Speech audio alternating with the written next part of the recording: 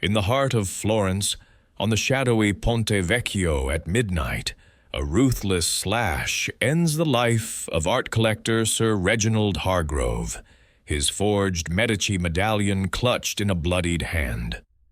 Enter Hercule Poirot, invited to a lavish villa party by the elegant Contessa Maria Rossi, where secrets simmer among her nephew Luigi, the watchful companion Elena, Hargrove's jealous wife Lydia, and rival dealer Antonio Moretti. As alibis crumble and clues unravel, perfume traces, opium-laced cigarettes, a planted family knife, and blackmail letters, Poirot's gray cells expose a web of debt, affairs, and wartime betrayals. But the killer? The Contessa herself, driven by extortion's grip, striking in desperation to silence her former lover. Justice strikes like lightning in this Agatha Christie-style twist of passion and deceit. Will you unravel the midnight murder? Chapter 1. The Invitation to Florence. The rhythmic clatter of the train wheels had lulled Hercule Poirot into a state of contemplative repose as the express from Milan approached the heart of Tuscany. He sat erect in his first-class compartment, his small, neat hands folded over the silver head of his cane, his egg-shaped head tilted slightly as he gazed out at the rolling hills dotted with cypress trees and ancient villas. Florence, the cradle of the Renaissance, beckoned with its promise of art and intrigue, a welcome diversion from the incessant drizzle of London. Yet Poirot's invitation had come not from the city's storied museums, but from an old acquaintance whose letter still rustled in his breast pocket. Mon cher Hercule, the Contessa Maria Rossi had written in her elegant, looping script. The Festa della Primavera blooms here in all its glory, and I insist you join us. The fog of England dulls even your formidable intellect. Come bask in our Italian sun. There are matters afoot that might pique your curiosity, though I dare say they are mere trifles compared to your grand mysteries. The Contessa, a widow of considerable fortune and sharper wit, had always possessed a flair for the dramatic. Poirot, ever the connoisseur of human nature, could not resist. As the train eased into Santa Maria Novella station with a sigh of steam, Poirot alighted gracefully, his patent leather shoes gleaming despite the journey's dust. A liveried chauffeur awaited, tipping his cap with deference. Signor Poirot, the Contessa sends her warmest regards. The drive through the bustling streets was a symphony of sights. The Duomo's dome rising like a colossal jewel against the azure sky, vendors hawking leather goods and gelato, and the Arno River glinting in the late afternoon light. The villa perched on a hillside overlooking the Ponte Vecchio, that venerable bridge arched over the water like a spine of goldsmiths' shops, their shutters catching the sun's farewell rays. The Contessa herself greeted him at the door, a vision in flowing black silk that accentuated her silver-streaked hair and aristocratic bearing. "Hercule, my dear friend, how delightful you look, positively dapper as always." She embraced him with continental warmth, her dark eyes sparkling with mischief. "Come, the others are eager to meet the great detective." She led him into a sunlit drawing room adorned with frescoes and antique tapestries, where a small assembly awaited. First, her nephew, Luigi Rossi, a lean young man in his late 20s with tousled dark hair and the intense gaze of an artist. He lounged against a marble fireplace, a sketchbook tucked under his arm, his silk shirt open at the collar to reveal a gold chain. "Uncle Hercule, or should I say, Monsieur Poirot, Aunt Maria speaks of you as if you were family." His handshake was firm, but Poirot noted a faint tremor, as if from recent exertion or nerves.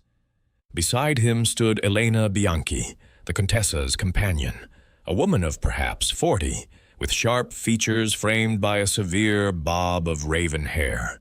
Her dress was modest, yet impeccably tailored, and her eyes, behind wire-rimmed spectacles, held a watchful intelligence. "A pleasure, monsieur," she said, in a voice like crisp parchment. "I've read of your exploits in the papers. One wonders how you manage such feats without soiling your hands." The English contingent completed the group. Sir Reginald Hargrove, a robust gentleman in his 50s, his face ruddy from years of good living and perhaps too much port. He sported a tweed jacket ill-suited to the Italian warmth and pumped Poirot's hand vigorously. "Poirot, heard all about you from the clubs back home. Damned fine work on that Orient Express business. I'm Hargrove, art collector, you know. Settled here for the climate and the bargains." His laugh boomed, but his eyes darted appraisingly, as if assessing Poirot's worth. At his side was his wife, Lydia, a striking blonde some 20 years his junior, her lithe figure draped in a fashionable gown of emerald green. Diamonds glittered at her throat and ears, catching the light like captive stars. "Enchanté, Monsieur Poirot," she murmured, her voice soft with a hint of an American accent. Her smile was radiant, yet Poirot observed how her glance flickered briefly toward Luigi, who responded with a subtle nod before turning away. They adjourned to the terrace for aperitifs as the sun dipped lower, casting long shadows over the bridge below. The Contessa raised a glass of chilled Prosecco. To old friends and new adventures. The conversation flowed easily at first, talk of the festival's parades, the latest exhibitions at the Uffizi. Sir Reginald dominated, his voice carrying over the murmur of the river. "Just acquired a gem today, my dears, a Renaissance medallion from the Medici era, solid gold, engraved with the family crest. Cost a pretty penny, but worth every lira. Florence is full of such treasures, if you know where to look." Lydia sipped her drink delicately, her eyes again straying to Luigi, who had begun sketching the skyline on a napkin, his pencil flying with practiced ease. Elena watched them both with a faint frown, her fingers drumming on her glass. The Contessa steered the talk to lighter matters, inquiring after Poirot's health and his retirement plans, which he dismissed with a wave. "Retirement? Non, madame. The little gray cells, they demand exercise." As servants announced dinner, the group moved to the dining room, where candlelight danced on crystal and silver. The meal was exquisite, antipasti of prosciutto and figs, followed by osso buco, simmered in rich broth, paired with a robust Chianti from the Contessa's own vineyards. Sir Reginald expounded on his collection, boasting of outbidding rivals in shadowy auctions. "There's this fellow Moretti, antiquities dealer, shady type. Tried to undercut me on the medallion, but I showed him." His chuckle held an edge, and Poirot noted how Lydia's hand tightened on her fork. Throughout, Poirot observed silently, his keen eyes missing nothing, the way Luigi's sketches captured Lydia's profile with uncanny accuracy, Elena's discreet signals to the Contessa, as if sharing unspoken concerns, Sir Reginald's possessive grip on his wife's arm. The evening wore on in apparent harmony, laced with laughter and anecdotes, but beneath it all simmered those intangible tensions, the jealous glance, the guarded word, the shadow of secrets yet unspoken. As the clock chimed 10 and the party began to disperse, Poirot retired to his guest chamber, the Ponte Vecchio's lights twinkling like a necklace across the darkened Arno. He sensed that Florence's beauty masked deeper currents, and that the night held more than mere repose. Chapter 2. The Cry in the Night. The chime of the villa's ancient tower clock echoed through the corridors, striking 11 with a solemnity that seemed to hush the lingering echoes of laughter from the dining room. The guests had begun to disperse, each retreating to their respective quarters, with varying degrees of reluctance. Hercule Poirot, ever punctual in his habits, bid a courteous good night to the Contessa, who pressed his hand with a warm smile, her eyes betraying a flicker of unspoken concern. "Sleep well, mon ami," she murmured. "Florence at night has a magic all its own." Luigi Rossi lingered a moment longer, offering a casual wave before vanishing toward his studio. At the far end of the villa, his footsteps light and hurried on the marble floors. Elena Bianchi followed suit, her sharp gaze sweeping the room one last time, as if cataloging every detail for future reference. Sir Reginald Hargrove, his face flushed from the wine, clapped Poirot on the shoulder with bluff camaraderie. "Fine evening, old chap. We'll talk more tomorrow about those infernal forgeries flooding the market." Lydia, his wife, trailed behind him, her emerald gown whispering against the tiles, her expression distant, as though her thoughts wandered elsewhere. Poirot ascended the grand staircase to his guest chamber, a spacious room overlooking the Arno. The furnishings were opulent, yet tasteful. A four-poster bed draped in brocade, a writing desk of polished walnut, and walls adorned with faded frescoes depicting mythological scenes. He removed his tie with meticulous care, folding it precisely before placing it in the drawer. Sleep, however, proved elusive. The air was balmy, carrying the faint scent of night-blooming flowers from the gardens below, mingled with the earthy dampness rising from the river. Poirot paced the room, his small cat-like steps silent on the Persian rug. His mind, that remarkable instrument of precision, replayed the evening's interactions with the clarity of a cinematograph. There had been undercurrents, subtle as the ripples on the water outside his window. Sir Reginald's boastful talk of his new acquisition, the Renaissance medallion, had carried an edge of triumph, but also of wariness. He had mentioned, almost casually, a rival in the antiquities trade, Antonio Moretti, a name uttered with a curl of the lip.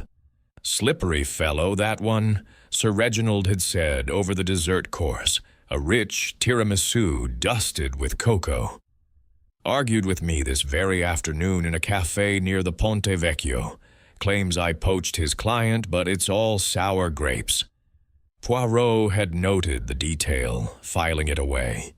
Moretti, from what little he knew through art-world gossip, was a man of dubious reputation, rumored to deal in items of questionable provenance, his scarred face a testament to past altercations. Had there been genuine animosity, or merely the posturing of competitors? And Lydia Hargrove, her glances toward young Luigi, had not escaped Poirot's notice. Were they the innocent admiration of a patron for an artist, or something more intimate? The young man's sketches, too, had focused unduly on her features, capturing the curve of her neck with an artist's fervor that bordered on obsession. Unable to settle, Poirot stepped onto the balcony. The night was clear, the moon a silver disk hanging low over the city, illuminating the Ponte Vecchio in ethereal light. The bridge's arches cast elongated shadows on the murmuring Arno, and the jewelers' shops, now closed and barred, gleamed like silent sentinels. A few late strollers crossed the span, their voices carrying faintly on the breeze. A lover's quarrel, perhaps, or the banter of friends. Poirot leaned on the balustrade, inhaling deeply, allowing the tranquility to soothe his restless thoughts. Yet tranquility was fleeting. It came without warning, a cry, sharp and desperate, slicing through the stillness like a blade. It rose from the direction of the bridge. A man's voice, laced with terror, abruptly cut short. Poirot froze, his heart quickening. The sound hung in the air for a moment, then dissolved into silence, leaving only the lapping of the river. Without hesitation, he turned back into the room, seizing his cane and hurrying down the stairs. The villa was stirring. Doors creaked open along the hallway. The Contessa emerged from her suite, her face pale beneath her makeup, clutching a silk robe about her. "Hercule, did you hear it?" she whispered urgently. Elena Bianchi appeared moments later, her spectacles askew, a book clutched in her hand as if she had been reading. "A scream from the bridge," she said, her voice steady but her eyes wide. Together they descended to the entrance hall, where a servant, roused from his quarters, fumbled with the locks. The night air rushed in as the door swung open, cool and laden with mist. They hastened down the path to the bridge, their footsteps echoing on the cobblestones. A small crowd had already begun to gather, local residents drawn by the disturbance, murmuring in hushed Italian. Lanterns flickered, casting erratic shadows. At the center of the span, beneath a wrought iron lamp-post that bathed the scene in a sickly yellow glow, lay a figure sprawled unnaturally on the stones. Poirot pushed forward, his companions close behind. It was Sir Reginald Hargrove. He lay on his back, his tweed jacket twisted, his eyes staring blankly at the starry sky. A dark stain spread across his shirt front, originating from a precise slash across his throat. Blood pooled beneath him, viscous and gleaming, mingling with the dew that had settled on the ancient pavement. In his right hand, clenched in a death grip, was the medallion he had so proudly displayed earlier, its gold surface now smeared with crimson. There were no immediate signs of a struggle. His clothing was undisturbed save for the fatal wound, and no weapon was visible nearby. The Contessa gasped, her hand flying to her mouth. "Dio mio, Reginald!" Elena stood rigid, her face a mask of composure, though her knuckles whitened on her book. Poirot knelt carefully beside the body, his keen eyes scanning every detail. The wound was clean, inflicted by a sharp, narrow blade, likely a stiletto or razor, delivered with force and precision from behind or the side. The absence of defensive marks suggested surprise, or perhaps trust in the assailant. Nearby, half concealed in the shadow of the lamp-post, lay a discarded cigarette butt, its ember still faintly glowing, warm to the touch when Poirot prodded it with his cane. It bore the imprint of an English brand, Player's Navy cut, a detail that struck him as incongruous in this Italian setting. The sound of authoritative footsteps approached, the carabinieri, summoned by a vigilant bystander. Leading them was Inspector Vito Lombardi, a tall, stern figure in uniform, his mustache waxed to impressive points that rivaled Poirot's own in meticulous grooming. His dark eyes took in the scene with professional detachment. "What has happened here?" he demanded, his voice carrying the clipped accent of a Florentine native. The crowd parted as his men secured the area, stringing ropes to keep the curious at bay. "Inspector," the Contessa interjected, her voice regaining its composure, This is Signor Hercule Poirot, the renowned detective. He is my guest. Lombardi's gaze sharpened with recognition. Ah, Monsieur Poirot, your fame has reached even our humble precincts. The Orient Express affair, most impressive. Perhaps you would care to lend your expertise? Poirot inclined his head modestly. If it pleases you, Inspector, one does not intrude, but observes. With permission granted, Poirot continued his examination. He noted the position of the body, facing away from the villa, as if Sir Reginald had been walking toward the far end of the bridge when struck. A faint scuff on the stones suggested a brief stagger before collapse. The medallion, still warm from the victim's grasp, bore no signs of tampering. Its chain was unbroken, clutched as though in a final instinctive act. Poirot's nostrils twitched. There was a trace of perfume on the collar, subtle and floral, not the heavy musk Sir Reginald himself favored. A commotion arose from the villa side. Lydia Hargrove, disheveled in a nightgown hastily covered by a shawl, pushed through the cordon. Her face was ashen, her eyes wild with shock. "Reginald! Oh, God, no!" She collapsed beside the body, sobs racking her frame. The inspector gently but firmly pulled her back. "Signora Hargrove, I am sorry. When did you last see your husband?" She wiped her eyes, struggling for words. "After dinner.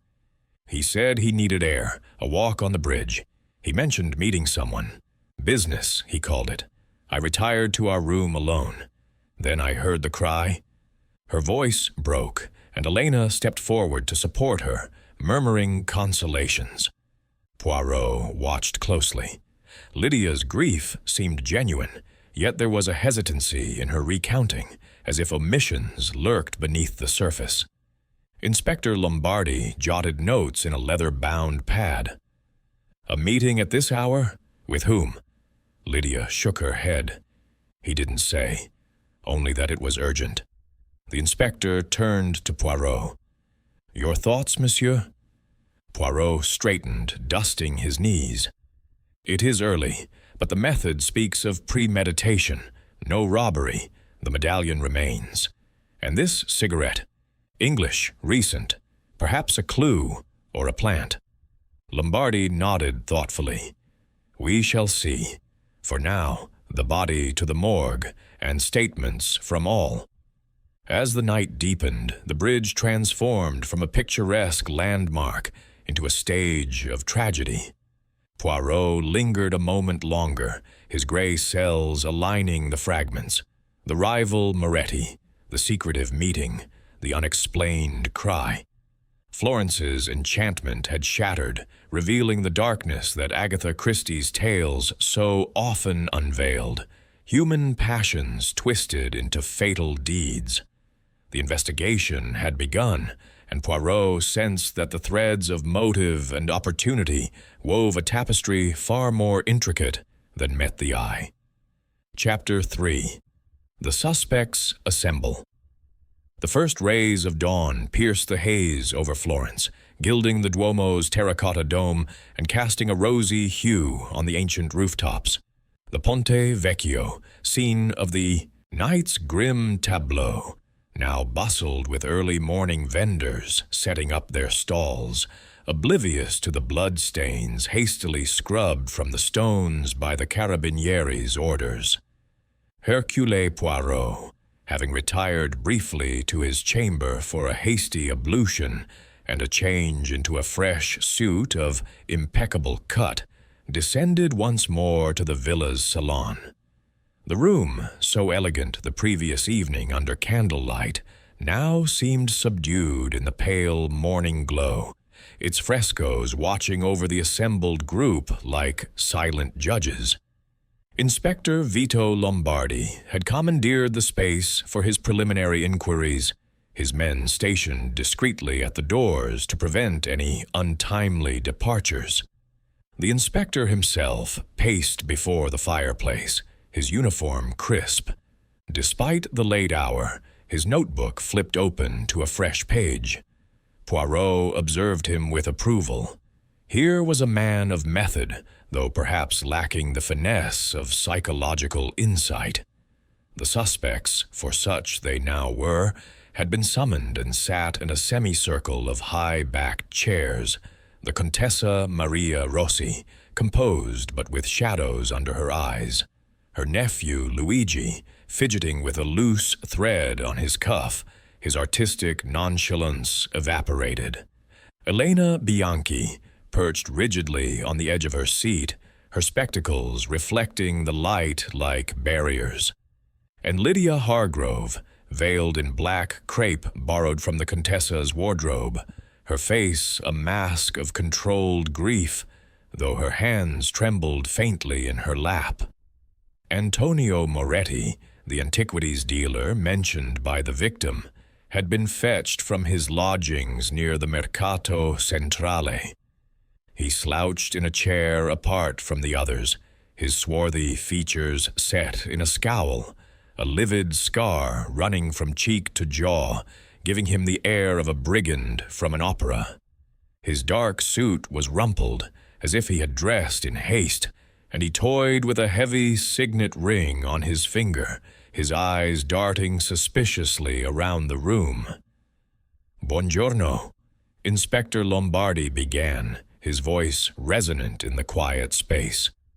"A tragic night has befallen us. Sir Reginald Hargrove was murdered on the Ponte Vecchio between 11:30 and midnight, as established by the medical examiner's initial findings. A single slash to the throat, efficient, deadly. No weapon recovered yet, but searches continue along the riverbanks.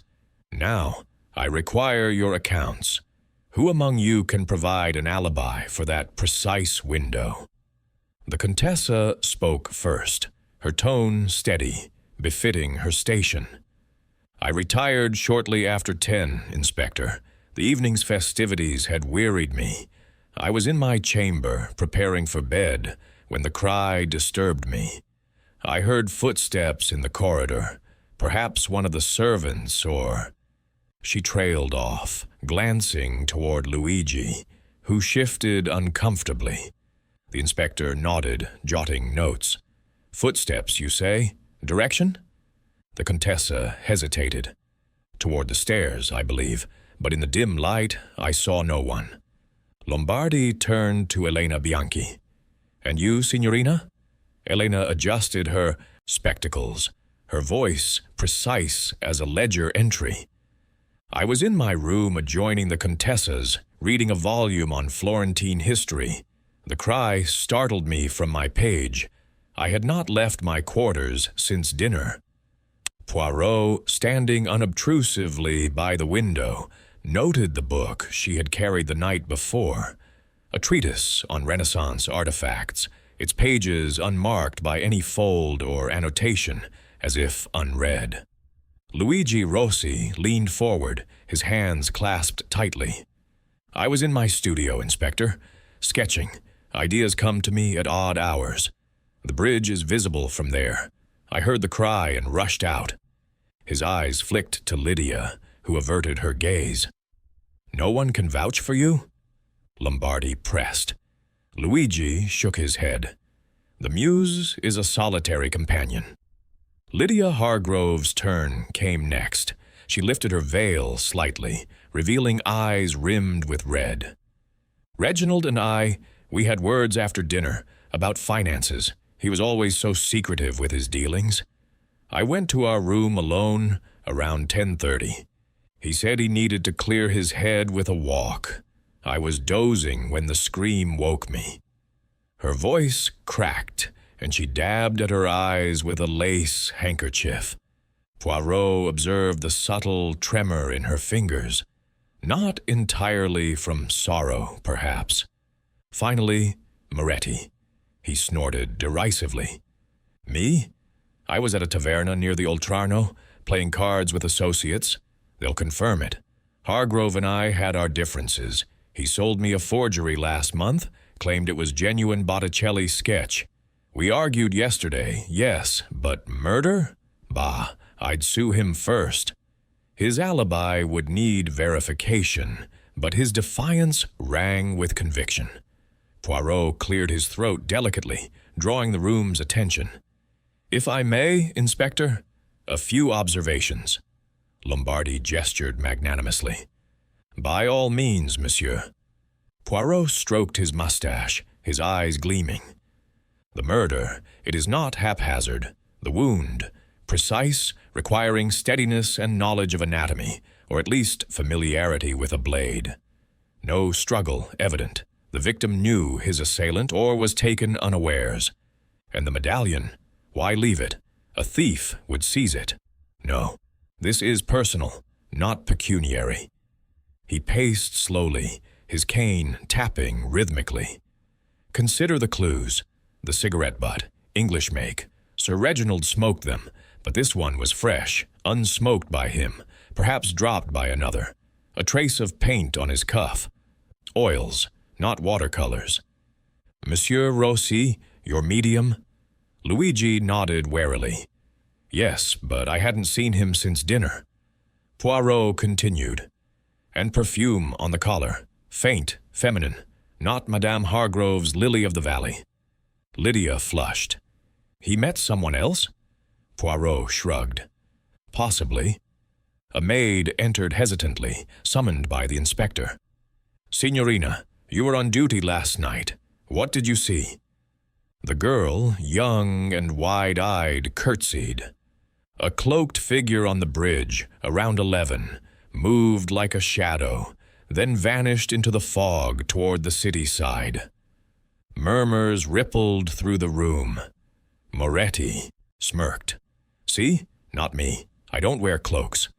Elena interjected sharply. But who? A stranger? The inspector dismissed the maid and turned back to the group. We will verify alibis. For now, no one leaves Florence without permission. As the assembly dispersed under watchful eyes, Poirot drew Lombardi aside. Inspector, a search of the premises, discreetly. Lombardi agreed, and soon his men combed the villa. In Luigi's studio, fresh canvases were absent, but a palette bore recent smudges matching the cuff stain. In Elena's room, a vial of opium tincture, prescribed for nerves, she claimed, but the cigarette butt hinted at laced tobacco. Lydia, when questioned privately by Poirot in the garden, confessed more.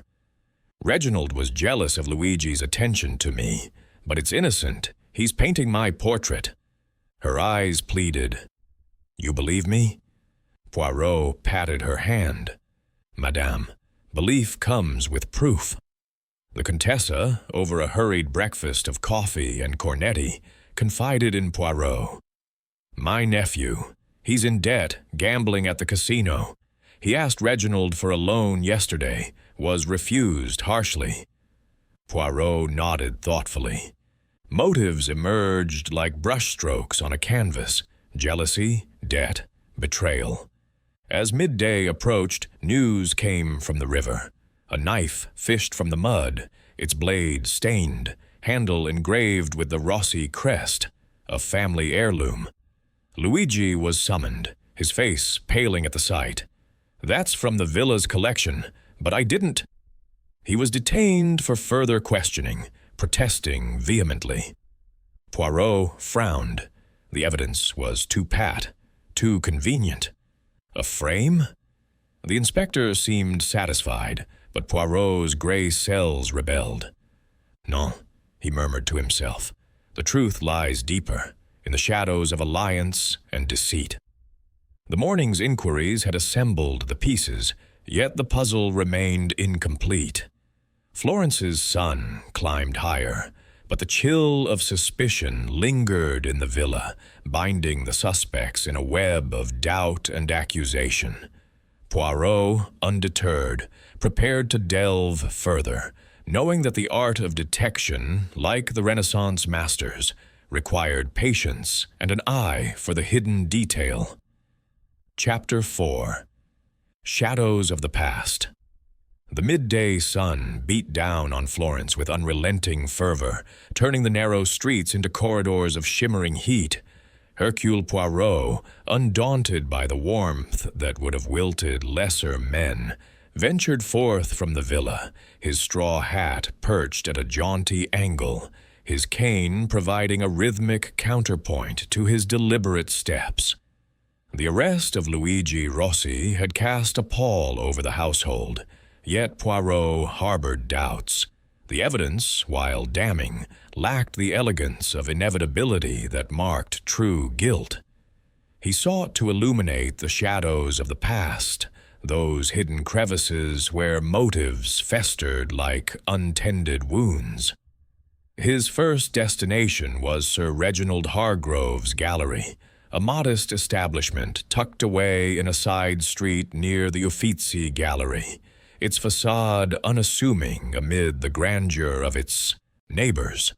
The door creaked open under Poirot's touch, revealing an interior cluttered with artifacts, marble busts staring blankly from pedestals, canvases leaning against walls in haphazard stacks, and glass cases displaying jewels and relics from bygone eras. A clerk, a thin man with ink-stained fingers, looked up from his ledger with startled eyes. "Signore, the gallery is closed today. Tragic circumstances." Poirot introduced himself with his customary flourish, producing a card that elicited a nod of recognition. "Ah, the detective. Inspector Lombardi mentioned you might call. Please, look as you wish." The clerk unlocked the back office, a cramped space redolent of cigar smoke and old paper. Poirot settled at the desk, donning his pince-nez to peruse the ledgers. The entries were meticulous at first glance, recording acquisitions and sales in Sir Reginald's bold hand. Yet discrepancies emerged, sums disbursed for items described vaguely as Renaissance curios, with profits inflated beyond reason.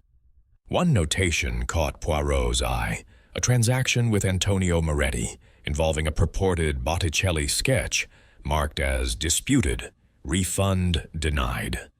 Further back, coded entries referenced L.H., Lydia Hargrove, perhaps?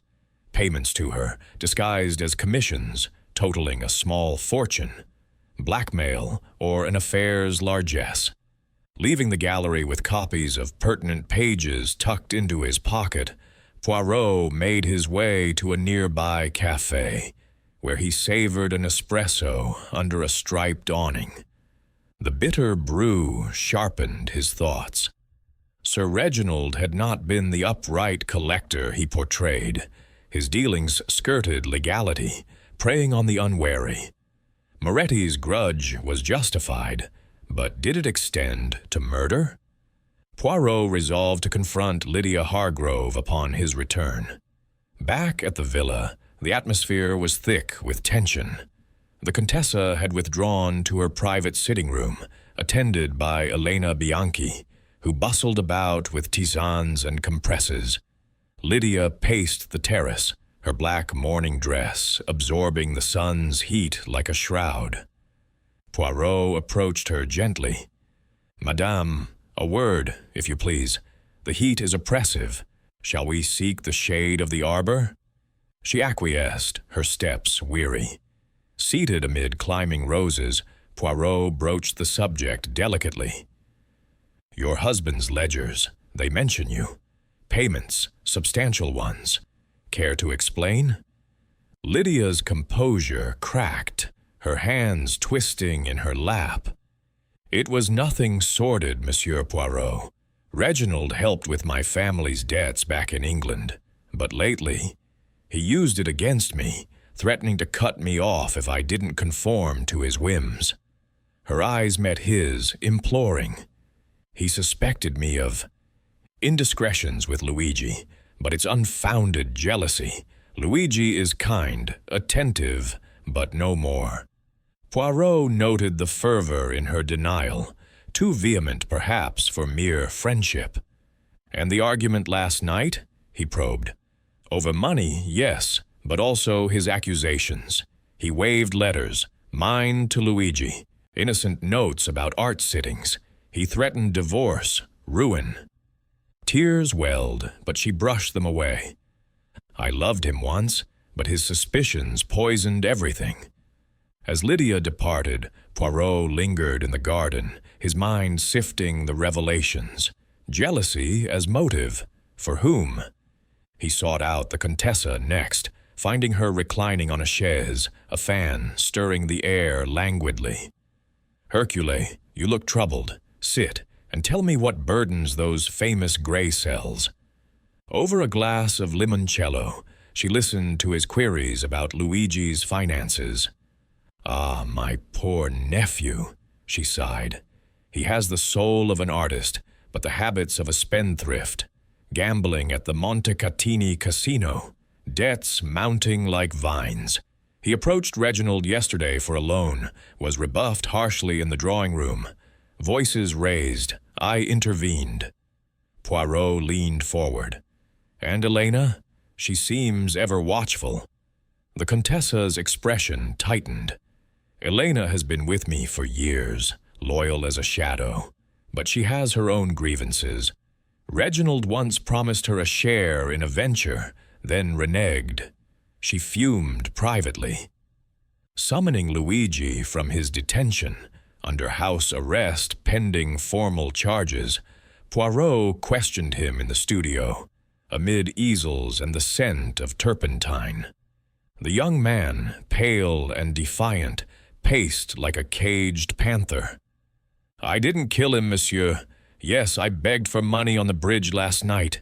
He laughed in my face, called me a parasite. I left him there, alive, swearing under my breath." Poirot examined a half-finished portrait on the easel. Lydia's likeness, captured with tender detail. "You admire her, non?" Luigi flushed. As an artist admires beauty, nothing more. Yet his eyes betrayed deeper emotion. Elena Bianchi, when cornered in the library, proved more forthcoming under Poirot's gentle insistence. "I saw Luigi arguing with Reginald, yes, from my window. Harsh words, then Luigi stormed off." Her tone held a note of satisfaction. Pressed further, she revealed a startling secret. "Reginald was my half-brother, illegitimate, from my mother's side. He knew, yet cut me from his will, claiming no blood tie. I despised him for it. But murder? I am no assassin." Her spectacles flashed as she straightened. "Search my things if you doubt me." The inspector's men had already done so, uncovering little beyond the opium vial. But a new development arrived with Lombardi himself, striding into the villa with purposeful steps. "Monsieur Poirot, news from the autopsy. Traces of opium in Hargrove's system. Not lethal, but sedative. Perhaps from that cigarette." Elena paled. "My tincture, for migraines. But I didn't share it." Lombardi produced another find. A witness from a nearby osteria, reporting English accents on the bridge. Raised voices, then silence. As afternoon waned into evening, Poirot retreated to the Boboli Gardens, seeking clarity amid the manicured hedges and statuesque fountains. The medallion, examined earlier at the morgue, proved a clever forgery, gold-plated brass, its Medici engraving fresh. Sir Reginald had swindled collectors, including Moretti, who, when revisited at his warehouse, laughed bitterly. "I suspected as much, but my alibi stands. Taverna all night, 5 witnesses." His scar twisted with his grin. Returning to the villa, Poirot uncovered yet another layer, a torn ticket stub in Sir Reginald's pocket, overlooked initially, for a midnight ferry crossing the Arno. A clandestine escape planned? Tracing it to the dockmaster, Poirot learned of a reservation for 2, Hargrove and an unnamed companion. Blackmail, then, Reginald extorting payment before fleeing. The Contessa, confronted in her boudoir, trembled as Poirot presented the ticket. He had evidence of our family's wartime indiscretions, collaborations to save the estate. He demanded hush money or exposure. Her admission hung heavy. As Poirot departed her room, a sudden dizziness overtook him after sipping offered grappa. Poisoned, he realized, countering it with emetic haste. The attempt failed, but confirmed the killer's growing desperation. Shadows lengthened over Florence, mirroring the darkening pasts of those entwined in the tragedy. Poirot, invigorated by the narrow escape, sensed the net tightening. Motives abounded: debt, jealousy, betrayal, legacy. But the true thread awaited his unraveling. Chapter 5. The Hidden Motive. The sultry heat of the Florentine afternoon enveloped the city like a heavy cloak, driving most sensible folk indoors for siesta. Hercule Poirot, however, found such idleness incompatible with his active intellect. Having extricated himself from the villa's stifling atmosphere, where whispers of accusation hung thicker than the humidity, he made his way to the Boboli Gardens. This verdant oasis behind the Pitti Palace offered shaded paths and contemplative solitude, ideal for the orderly arrangement of facts in his mind. He strolled beneath the canopy of ilex trees, his cane punctuating each step, while fountains murmured secrets to the statues that lined the avenues. The medallion, that ostensible treasure, weighed heavily on his thoughts. Earlier, at the morgue under Inspector Lombardi's supervision, Poirot had examined it with a jeweler's loupe procured from a nearby artisan. What Sir Reginald had proclaimed a genuine Medici artifact revealed itself as a masterful forgery. The gold mere plating over base metal, the engraving too crisp for centuries of wear, minute tool marks betraying modern craftsmanship. Ah, the deception, Poirot murmured to himself. Hargrove was not the collector, but the charlatan. This explained Moretti's bitterness. The rival dealer had been duped, along with others in Florence's tight-knit antiquities circle. Poirot resolved to revisit Moretti, whose alibi demanded scrutiny.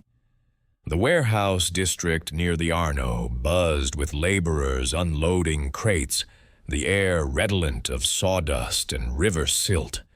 Moretti's establishment was a cavernous space, filled with relics, Etruscan vases, Roman bronzes, and dubious paintings stacked against walls.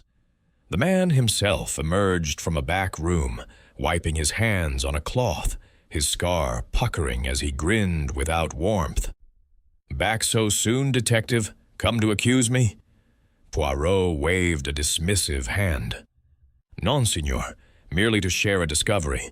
The medallion, a fake." Moretti's laughter echoed harshly. "Ha! I suspected as much when he flaunted it. Hargrove peddled forgeries like cheap wine. But if you think that drove me to kill, think again. I was at the Taverna del Lupo all night, carousing with my crew. Ask the barkeep. He'll vouch for us." Lombardi's men had already confirmed the alibi. Multiple witnesses, timestamps from receipts. Moretti was clear, his motive dissipated like morning mist. Returning to the villa as the sun dipped toward the hills, Poirot sought private audience with Lydia Hargrove. He found her in the conservatory, amid potted ferns and orchids that lent a tropical languor to the space. She sat listlessly, fanning herself with a periodical, her morning attire accentuating her pallor. "Madame," Poirot began softly, settling opposite her, "the time for half-truths has passed. Your letters to young Rossi. Your husband discovered them." Lydia's fan stilled, her eyes widening. "How did you?" "Yes, he found them in my escritoire, mere correspondences about sittings for my portrait, but he twisted them into evidence of betrayal. He raged, threatened to divorce me, penniless, expose me as an adulteress. She leaned forward, her voice a whisper. I feared for my future, Monsieur Poirot, but I swear I did not harm him. Poirot nodded sympathetically, though his mind catalogued inconsistencies. The paint smudge on Sir Reginald's cuff matched the oils from Luigi's palette, cadmium yellow, precisely, but analysis showed it dried hours before death, not from a nocturnal confrontation. Elena Bianchi proved a harder nut to crack. Poirot intercepted her in the hallway, where she carried a tray of medicinals for the Contessa. "A moment, Signorina," he insisted, guiding her into a side parlor. The room was dim, shutters half closed against the glare, bookshelves laden with tomes on art restoration, Elena's purported expertise. Under his persistent gaze, she set down the tray with a clatter. "What more do you want? I've told all." Poirot's mustache twitched. "Not quite. Your connection to Hargrove, deeper than companionship, oui?" Elena's sharp features hardened, then crumpled. "He was my half-brother, from my mother's indiscretion. I came to him years ago, seeking recognition, a share of his estate. He laughed, denied any bond, cut me out entirely." Her voice rose, laced with venom. "I loathed him for his cruelty, but I did not slit his throat. Search my soul if you must. I have no blood on my hands." Poirot detected truth in her defiance, yet her opium habit lingered as a question. Had she drugged the victim to facilitate the deed? A fresh clue materialized courtesy of Inspector Lombardi, who arrived at the villa with a triumphant air, clutching an evidence envelope. From Hargrove's pocket, overlooked in the initial search, a torn stub for the midnight ferry across the Arno. The ticket, smudged but legible, indicated a booking for passage to the opposite bank, where trains departed for distant locales. He planned flight, Lombardi surmised. Poirot's eyes sparkled. Or a rendezvous. Let us trace it. Their inquiries led to a grizzled ferryman at the docks, his pipe puffing aromatic tobacco.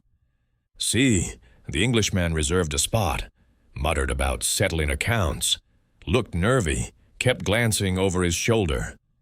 A shadowy informant, plied with lyre in a back alley, whispered of blackmail.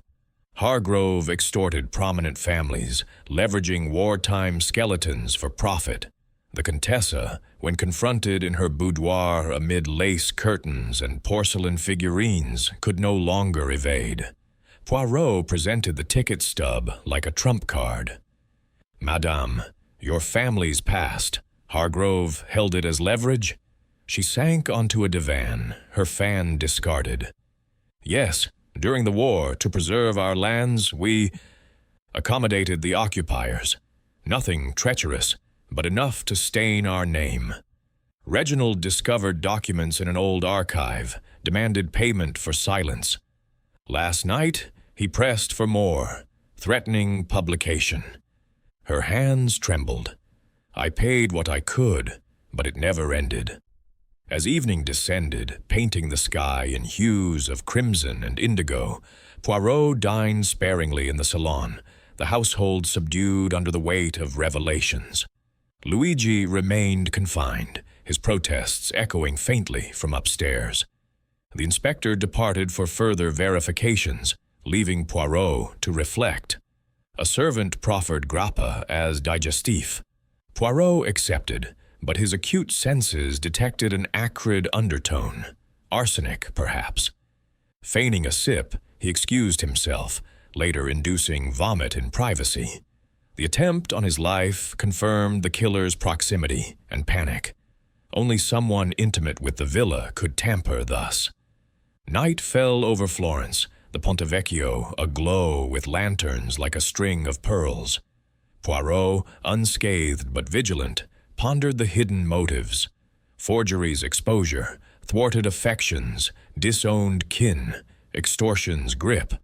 Each suspect harbored darkness, yet the precise orchestration pointed to a mind both cunning and cornered. The gray cells hummed with activity. The denouement approached, veiled still in the Tuscan twilight. Chapter 6. Threads unravel.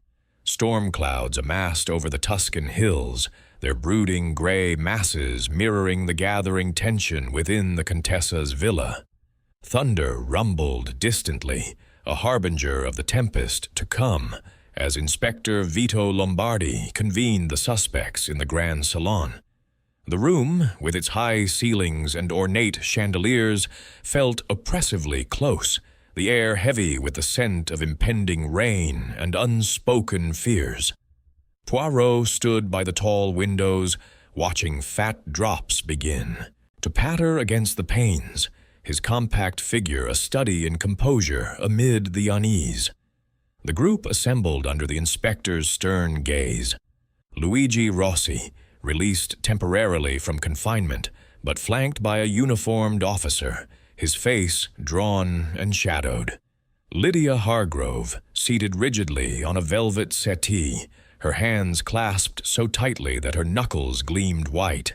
Elena Bianchi, positioned near the fireplace, her posture impeccable, yet her eyes darting like trapped birds. Antonio Moretti, lounging insolently in an armchair, his scar a vivid slash against his olive skin. And the Contessa Maria Rossi herself, enthroned in a high-backed chair, her aristocratic features etched with fatigue but unyielding pride. Lombardi cleared his throat, his voice cutting through the murmurs. "We have progressed, signori e signore. The knife from the river. Rossi, family heirloom, fingerprints matching young Luigi's.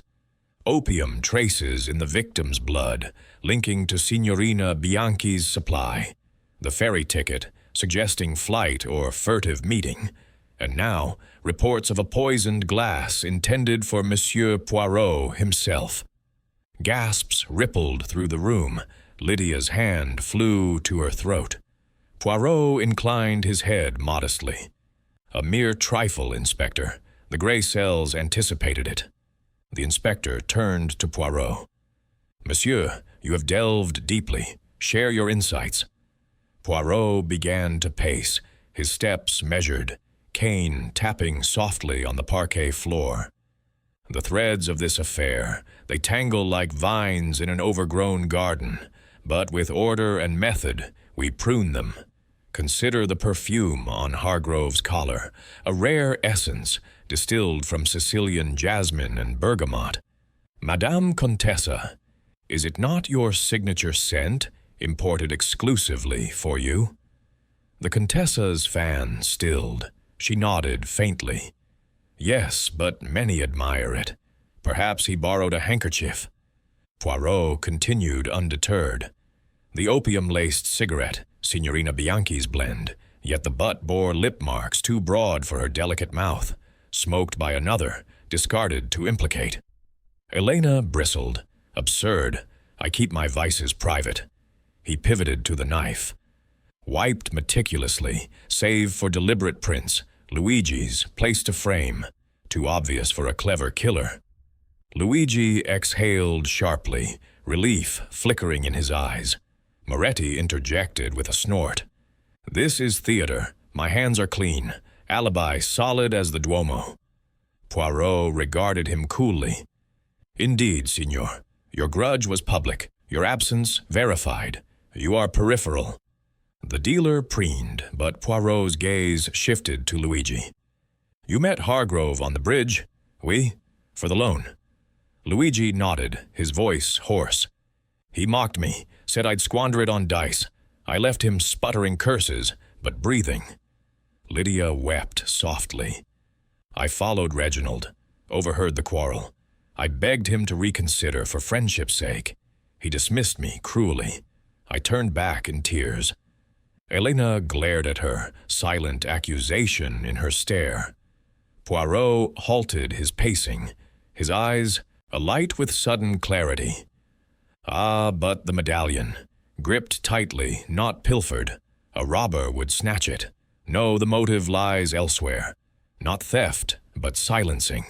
The wound from behind by one he trusted enough to turn his back. And the cry, not mere alarm, but recognition. A name half formed before the blade struck. He turned abruptly to the Contessa. "Madame, your footsteps in the hall that night, leading not to bed, but downward, toward the bridge?" She paled, her composure fracturing. I checked the doors. Old habits." Poirot shook his head. "Non, a search of your desk with the inspector's permission reveals more." Lombardi produced a bundle of yellowed letters, tied with faded ribbon. The Contessa rose halfway, then sank back. "How dare you?" The letters, read aloud in Lombardi's steady tone, painted a vivid picture.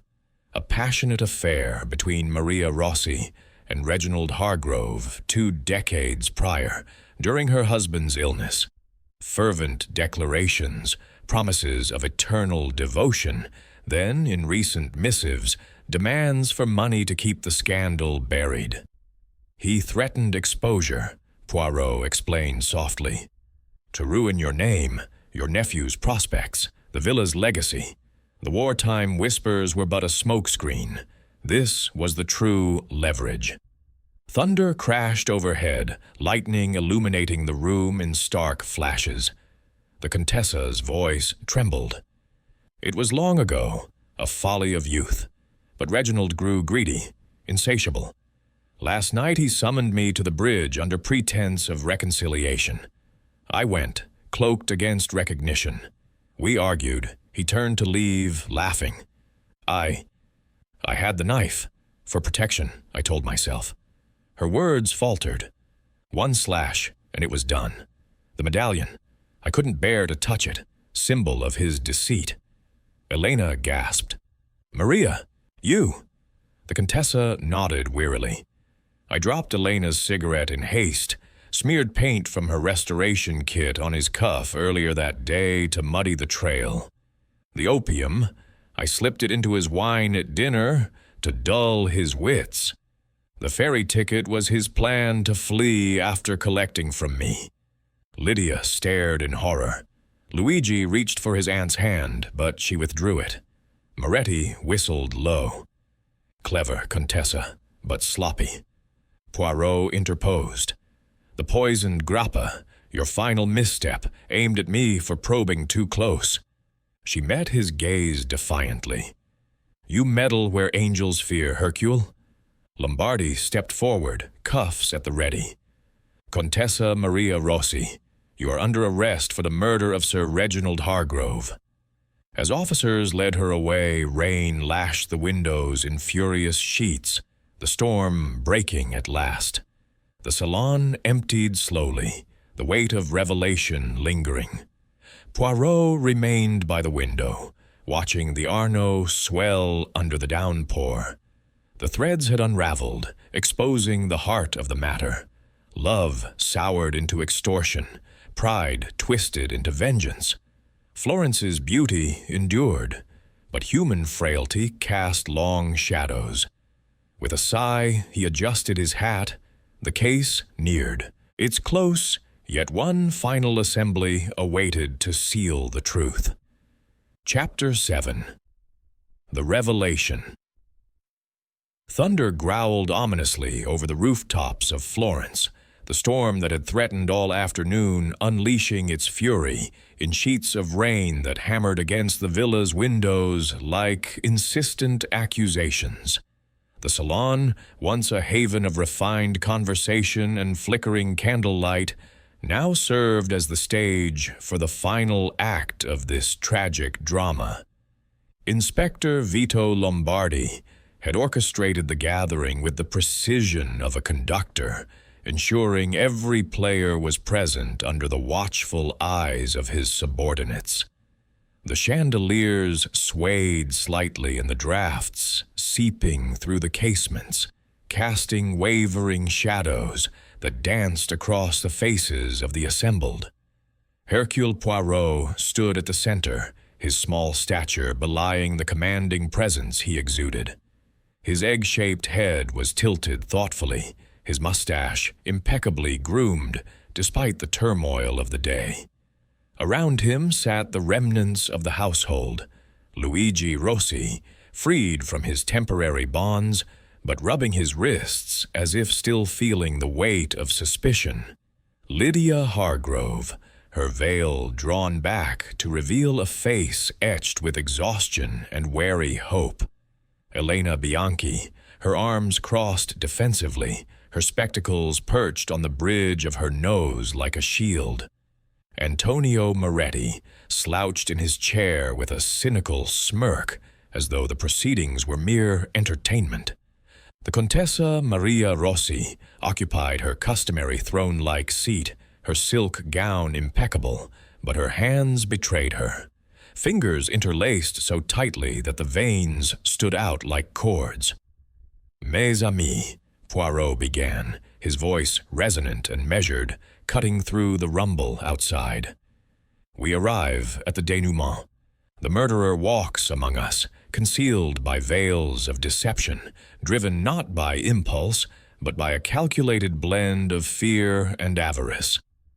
Sir Reginald Hargrove did not venture onto the Ponte Vecchio to meet a business rival or a fleeting paramour. Non. He sought his blackmail victim, one who could no longer endure the tightening noose of extortion. Lightning flashed, illuminating the room in stark white, followed by a crack of thunder that made Lydia startle. Poirot paused for effect, his keen eyes sweeping the group. Let us reconstruct the tapestry of that fatal night. The cloaked figure glimpsed by the maid.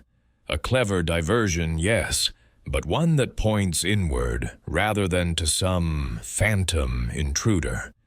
The paint smudge on the victim's cuff, traces of oil from Elena's restoration kit in her chamber, where she mends artifacts with meticulous care. But wait, Signorina Bianchi, you lent a brush to Madame Hargrove earlier that day for a minor touch-up on a frame, did you not? Elena nodded curtly, her lips a thin line. Yes, but what of it? Poirot waved a hand. A red herring, perhaps. Yet the true pivot is the ferry ticket stub, torn and overlooked in Hargrove's pocket. He had arranged passage across the Arno at midnight, intending to vanish into the night after extracting his final payment. A man does not plan such an escape unless he anticipates riches or danger. Who, then, was the quarry? He turned slowly, his gaze settling on the Contessa. Madame, it was you who orchestrated the rendezvous.